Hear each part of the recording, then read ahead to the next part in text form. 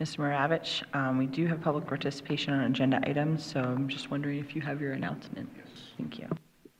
Rules of public participation for school board meetings, and I'll abbreviate it a little bit.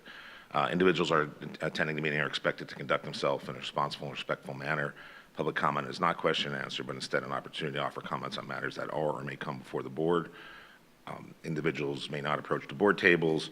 Individuals should make the comments from the lectern. It is a 3-minute opportunity. I will provide a 1-minute warning. Any persons making threats of violence may be removed from the meeting. These expectations are outlined in Board Policy 903, which is on the district's website on board docs. Thank you. This evening we have Mark Pincusavage for a comment. Thank you. Up here? Yep. Okay. Good evening, the board members, Dr. Trickett. I'm thankful that you let me in tonight just to say a few words. My name is Mark Pincusavage. I'm the business manager of the International Brotherhood of Electrical Workers, Local 743. We've been a neighbor of yours for 25 years now, since we moved out of the city of Reading when we were over on Morgan Drive, right below the restaurant there. I'm here tonight to ask the board to vote no to the eminent domain package that's on the table here. Again, I'm here as a friend. We've had great relationships with Wilson School District, and I hope that lasts forever. Been great neighbors. We've invested or given thousands of dollars to different events sponsored by the Wilson School District, and I don't remember a time since I've been in the office we've ever said no. With that said, we found this building, like you guys, and it's a very desirable property, I must admit. At the time that we gave I gave our bid, I needed membership approval. We have almost 500 members, and we had a meeting that night. I did not know Wilson School District put a bid on it. I found out that night that someone else did put a bid on it, and I found out the next day it was Wilson School District. I know Chris, if I can call you Chris, had reached out to me in good faith, and I really appreciate that. And, you know, we weren't in a position where we could just give that up.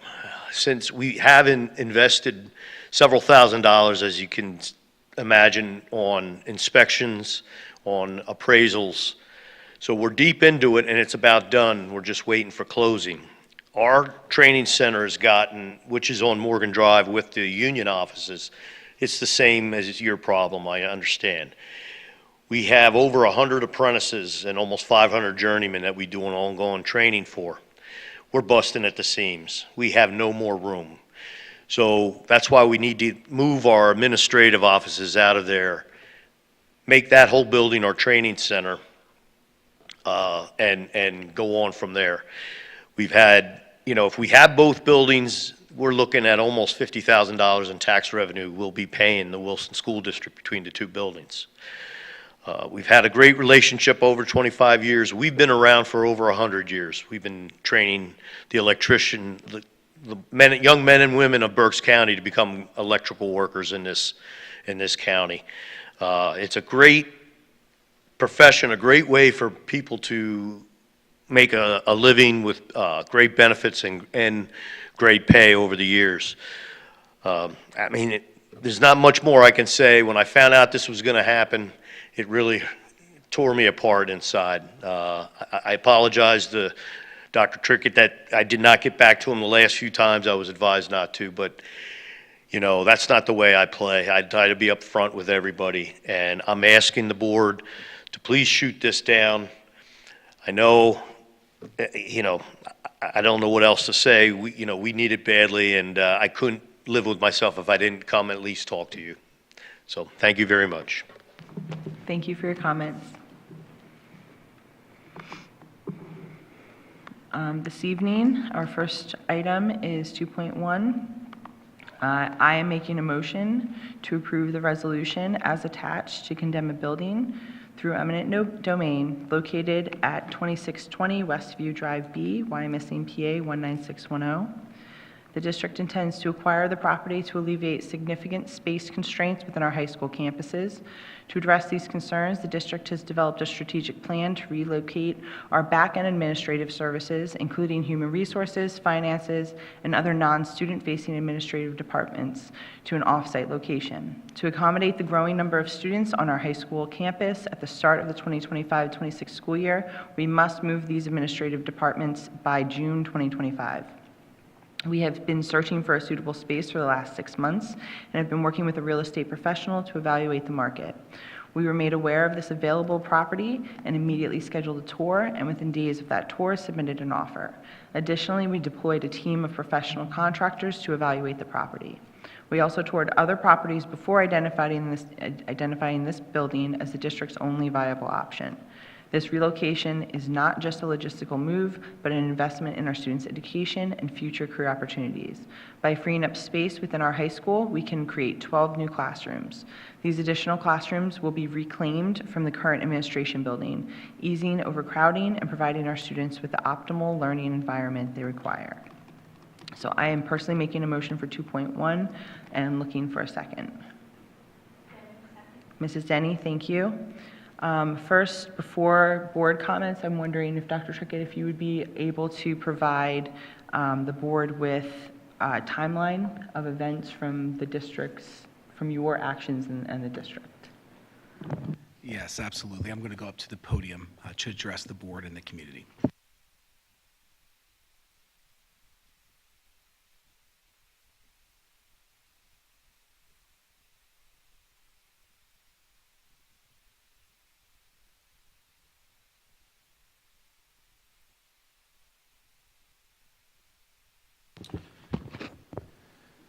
First of all, thank you to Mr. Pinkasavage. I do appreciate you being here and sharing all those things with our public and our board especially, and educating us to the work that you have in the plans.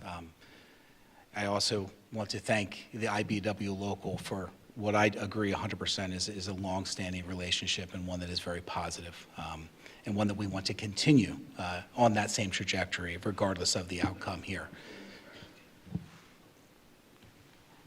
So I'll address the board and our community tonight on a few items, most importantly the timeline, so that the board can make an informed vote here this evening. Again, just a little bit more about what President Cocker addressed. As we know, the community has been made aware of consistent increasing in capacity and the overcrowding concerns that we have, specifically as it relates tonight to the high school project. That overcrowding has led us to the timeline that I'm going to present. But specifically in this building here that we're currently seated in, we're looking to the ability to free up about enough space for 12 classrooms, which will provide significant ease of the overcrowding that we're experiencing. The long-term vision for this building is that it would become a 12th grade hub, really to create an innovative, flexible, and supportive space for all of our children that are here, regardless of their career or college goals, really focusing there on some of the out-of-school district learning experiences, internships, and different programs that we've been trying to build within our high school program. So some of the needs to have the additional space that we currently have outlined here is the significant space constraints, as we addressed, the lack of classroom space that's leading to larger class sizes throughout our high school. Teachers are sharing classrooms, as this board has heard from our team over the last year and a half. And really now we're at the point where we're unable to expand academic programs. We do not have a single classroom free. There are teachers that are in closets. And that's not immune just to the high school. However, tonight that's what we're discussing. In a recent survey, overcrowding and lack of space at the high school was the major theme that emerged from some of our students, staff, and parents at the secondary level. So one of the ways that we looked to do this was to relocate our administrative service team off-site, and that includes our human resources personnel, our finance team, tax collection team, as well as other non-student facing departments. Really moving the adults out of this space so that we can fill it with kids. That's the mission. That's the goal that we're trying to achieve here. It's necessary to accommodate the growing student enrollment starting for next school year, so our timeline is tight. And again, we are planning to move people out of this building in the early part of June, freeing up space so that it can be ready to go for our kiddos. So we're looking for a place that is really move-in ready and could allow us to hit that aggressive timeline. So as was alluded to earlier, this has been a process. We've been engaging with the board since October, as well as engagement with a local real estate professional to identify potential properties within the Wilson School District geographic region that meet our needs. We met with the board back in October and briefed the board on some of those potential properties. As we moved into November and December, we continue to kind of narrow that down. And in addition to identifying the Westview property, we learned at that time that unfortunately it had come off the market. So this property has gone on and off the market, my understanding is 2 times in the past 2.5 years. So I think that's an important piece here. December, we did tour a different property. That particular property is about half the size of the property on Westview, a little bit less than 5,000 square feet, and is available through a lease structure as opposed to a purchase structure. Again, would not meet all of our needs, and it really was not a viable option for the board to consider. January, again, continue the conversation, providing updates to the board regarding our progress and trying to locate a suitable space.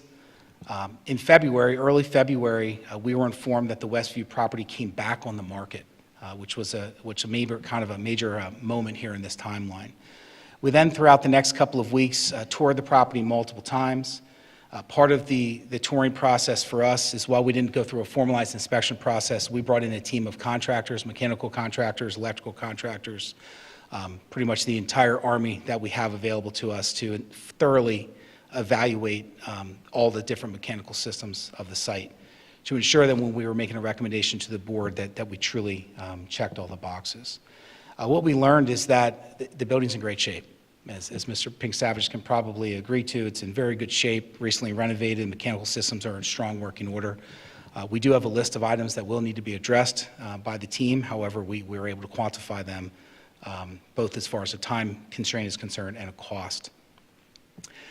So then we moved into making sure that our board was updated and making sure that, during the times where we're together as a full working board, that the board has the information they need to make appropriate decisions.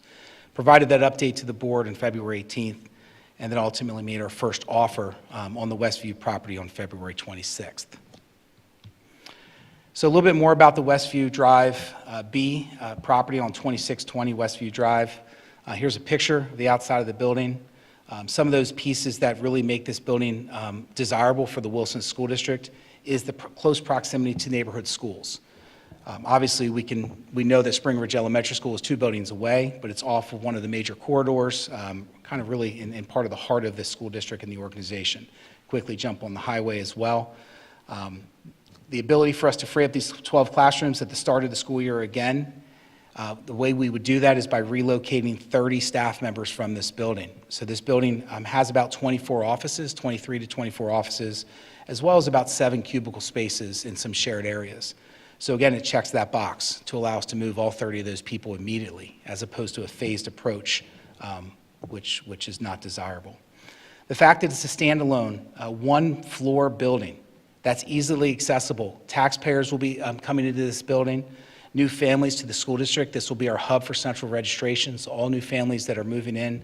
It's very easy to find, very easy to locate based on different areas that are easily identified in our district, as well as potential new employees. So our HR department will be here, so it will obviously serve as a recruiting and a talent acquisition hub for us as well. So again, proximity is important.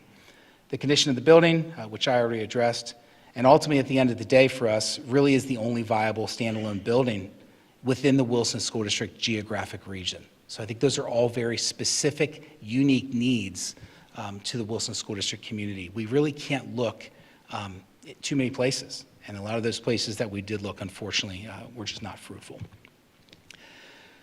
So then we get into the last month, and March has been a busy time. Obviously, we learned then that there was another buyer. We received notice of that. We'd heard a little bit of rumors. We weren't exactly sure. We weren't receiving things in writing. So on March 4th, we submitted a second offer, which was $25,000 over asking. This is an important milestone for us because we also removed our contingencies. We had a 20-day contingency built into our letter of intent. Again, full cash offer, and we removed those contingencies. So really trying to make sure that the seller of the property knew that the district was committed to buying this property in the fair market. I also then, on March 10th, working with board leadership, agreed to send a letter to the seller's agent, trying to explain the positive impact that this property would have on the Wilson High School students. And that letter was from my heart, it was genuine, and it just encapsulated all the things that we're talking about today. Also then on March 13th, I made the decision because I also had learned, Mr. Pinko Savage, that there was a chance that you were the person that I should be communicating with, and I did send you a letter, as you mentioned, to which I did get a reply immediately, I believe, from your assistant, as you were out of town at the time. So just trying again to express the need for the organization and the district, trying to maintain that positive community relationship with everyone. So then over the next couple of weeks, there are multiple email communications to the different agents, as well as some to the potential buyer, trying to offer the opportunity to sit down and discuss. It is never our intent from the beginning of this process to be where we are today. However, it was our intent to come together to discuss possibility of finding a mutually beneficial outcome. So on March 17th, I updated the board on the status of the property, again, and next steps. At that point, starting to feel as though a meeting was likely not going to take place, but it wasn't off the table.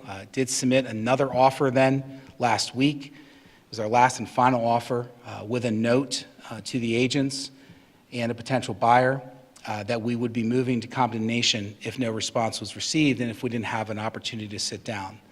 At that time, I also offered to, again, have another meeting. We then began to draft up our paperwork for condemnation, and we scheduled this board meeting for this evening, which was advertised on our website as well as in the Reading Eagle. I then sent one final email, apologize for the N is missing there, Friday, again offering to sit down today to have a conversation prior to getting to this point to try to prevent going into the process that we're going into. And I had not received a response as of the board meeting. So that brings us to the consideration of the board. Because we're not able to find a mutual agreement, and we're not able to purchase the property that we believe is the only viable option for the Wilson School District and our students, we're in the position where you have a resolution before you to condemn the property through eminent domain. Today is our board meeting, and if the board, the motion would be approved, we would recommend filing in the Court of Common Pleas tomorrow morning. That's my update. Thank you, Dr. Trickett. Mr. Schneider? Yeah, I was just hoping that Mr. Moravich could give some clarification on eminent domain, how that process works, using words like condemnation and stuff like, explaining what that basic process looks like and why and how we would be doing it. Sure. I mean, condemnation, just a word used, basically under the federal Constitution or under the Pennsylvania Constitution, municipal entities, school district entities have the power to be able to take property by condemnation. So that's the language used. We're not condemning the building. As Dr. Trickett had explained, the building is in pretty good shape. So from that perspective, we are following the process by which we need to pass a board resolution, and then we need to file the documents, which would we get filed first in the Court of Common Pleas and then the Recorder of Deeds, and then a notice to any equitable owner and the actual owner would be sent out, and that process would begin. So we're following the statutory process. The school code permits the school district to do this for school purposes. This fits directly into school purposes. So it's in compliance with the statute, and we've kind of crossed our T's and dotted our I's. Thank you. Any questions or comments from the board? Yeah, just a question. This is Ed. So just in general, like when most people think of eminent domain, it's maybe kicking someone out of their house for a highway or some other.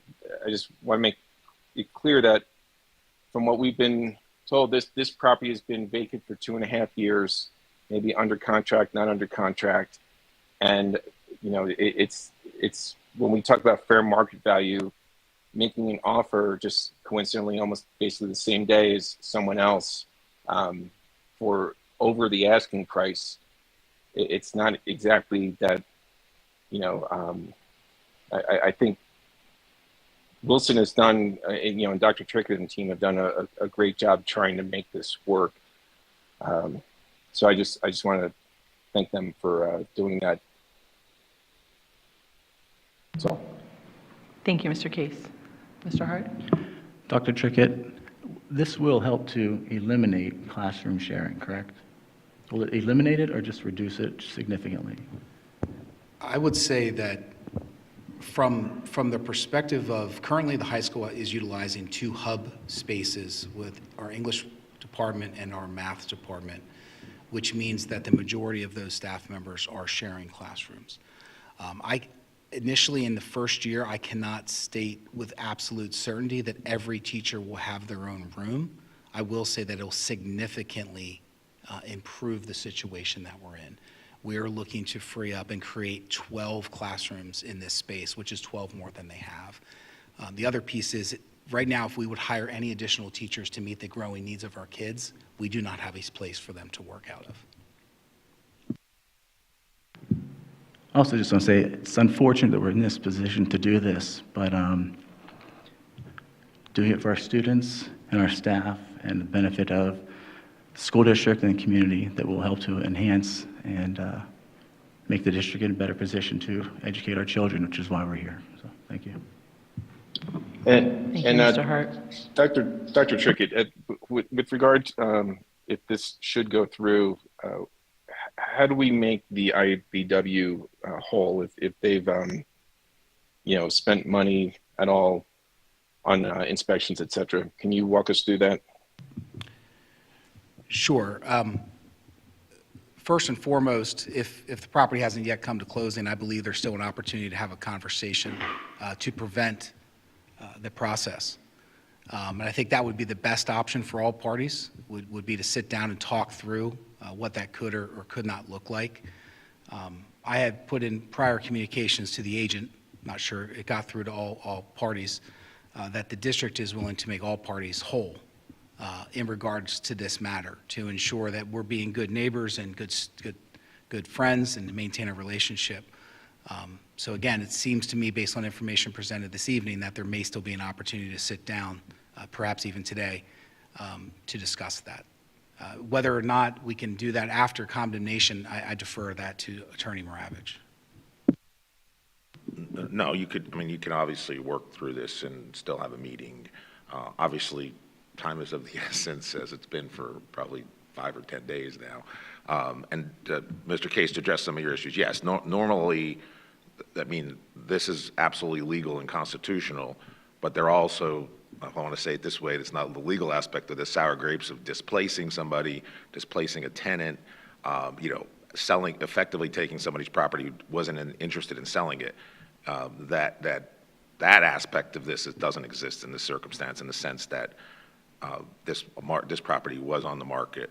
We offered slightly below asking and then asking and now above asking. So that aspect, not necessarily not a legal obstacle, but that's not here. So that's not a situation where we're putting somebody out of their home. Mrs. Denny? Yes. Dr. Trickett, can you talk a little bit about why moving the administration into this building would be a cost benefit to our taxpayers as opposed to some type of a construction project for the high school? Absolutely. Very, very good question. So first, it's important to note that we're currently in a very large construction project at our high school. The board will be making decisions on 2 additional large construction projects in the next 2 months. So the work, the energy that goes into that is one reason. But the second reason is when we purchase a property that's already constructed, obviously we go into the market and we try to buy the property at whatever that fair market value is. If we would attempt to construct a building of this magnitude, roughly 10,000 square feet, all one floor, on a prominent road in the Wilson School District, we'd have to secure the property. We'd have to find a lot of land to build it that meets those demands. Again, when you look at the location, is very hard to do. We're not making more dirt. And then secondly, based on our current budgetary estimates that we're seeing with our new construction project, our all-in square footage cost to build new construction is getting darn close to $400 a square foot. So that's when you look at all the different primes and everything that we have to go into that, and let's call it $380 a square foot. So you just have to multiply that times 10,000 square feet to realize that this property is a cost-effective option for our taxpayers, the most cost-effective option that we have. Any other questions or comments from the board? Dr. Kennedy? I just want to say that we used to have a board member that used to say that I couldn't be on this board because I was a member of the union. And if there was ever a time that I was going to show that I was union friendly, it would be now. But unfortunately, no matter what great service you're doing, and you are doing a fantastic service, not only are you creating a safe educational experience for our electricians, you are keeping middle-class families and in our district, and I appreciate that. But my first allegiance is to the kids of this school district, and we are in absolute desperate need of this space. So, thank you. Any other questions or comments from the board? I just would like to sympathize as well with the IBEW because it does sound like we're in kind of a similar situation. Like we are busting at the seams and we need more space for students, so we both want to move administrative people to this building. My only, I think the differentiation for me is that Wilson School District has to stay within our Wilson School District boundaries, while the IBEW I know that it would be relatively close to the Morgan Drive location, but has more of a county-wide reach. So because we can't go out, further outside of our boundaries, I think we're even more in a tight spot than the other group. But I think the idea that we have English and math teachers in the high school who are traveling to classrooms with their materials in a bag, like that's, I can't consciously, with good conscience, continue that for another year. I think that we owe this to our teachers and our students at the high school. And every year, we're going to continue to have this challenge, and I think it's a very creative way to solve this situation from the administration. It's not something, that was the first instinct, but we have no more room to grow on this property, and removing the adults so that the students can take up more of the spaces, I think, is the best solution for the dilemma that we're in. So hearing no other comments from the board, we do have a motion and second. I will ask for a roll call. Mrs. Denny? Yes. Mr. Hart? Yes. Dr. Kennedy? Yes. Mr. McCray? Yes. Mr. McCree? Yes, for McCree, sorry. Okay. Mr. Schneider? Yes. Mr. Case? Yes. Mrs. Cocker? Yes. 8 yes, 0 no. And our second item, 2.2, I'm looking for making a motion to approve a 60-month contract with First Light for dark fiber between 2620 Westview Drive and 1211 Broadcasting Road at $605 per month before E-rate. I will make the motion, looking for a second. Denny? Mrs. Denny, thank you. Second. Any discussion or questions? Okay, hearing none, roll call, please. Mr. Hart? Yes. Dr. Kennedy? Yes. Mr. McCray? Yes. Mr. McCree? Yes. Mr. Schneider? Yes. Mr. Case? Yes. Mrs. Denny, Yes. Mrs. Cocker. Yes. 8 yes, 0 no. We have no public participation on non-agenda items, so looking for a motion to adjourn. Schneider, so moved. Mr. Schneider, thank you. Meeting adjourned.